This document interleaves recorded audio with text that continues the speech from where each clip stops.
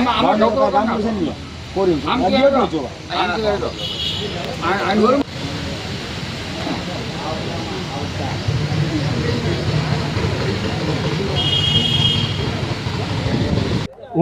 ગિરીશ સરવૈયા, જિલ્લા home guard commandant, Jamnagar, Gujarat. આપણા યશસ્વી અને માનનીય પ્રધાનમંત્રી શ્રી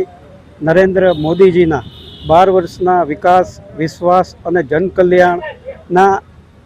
જે કાર્યો છે એ 12 વર્ષની ઉજવણી રૂપે સરકાર શ્રી તરફથી અને અમારા હોમ ડિપાર્ટમેન્ટ તરફથી અલગ અલગ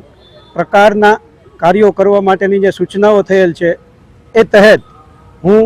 જામનગર જિલ્લા હોમગાર્ડ પરિવાર સાથે, મારા ઓફિસરો અને હોમગાર્ડના ભાઈઓ તથા બહેનો સાથે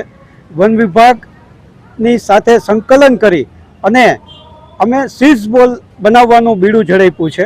અમે જુદા જુદા લીમડો, પીપળો, વડલો, જાંબુડી, ગુલમોર એવા બી મગાવી અને ખાતર તથા માટી સાથે એના લાડુ બનાવી અને આવા 12,000 લાડુ અમે બધા સાથે મળીને બનાવ્યા છે અને અત્યારે પણ કામગીરીઓ ચાલુ છે. આ તમામ 12,000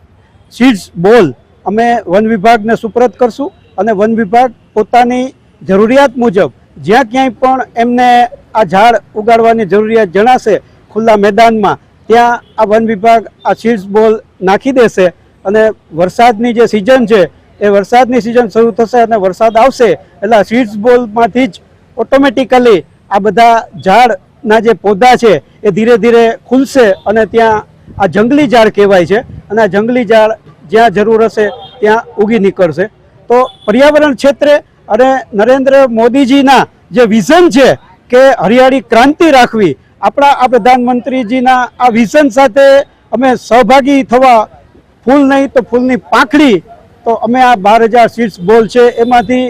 હું એમ સમજું છું કે ઓછામાં ઓછા 5 થી 6,000 ઝાડો પણ જો ઉગી નીકળે તો અમારું આ જે મહેનત છે, અમારા છોકરાઓની આ જે મહેનત છે એ સાર્થક ગણાશે. જય હિન્દ, જય ભારત.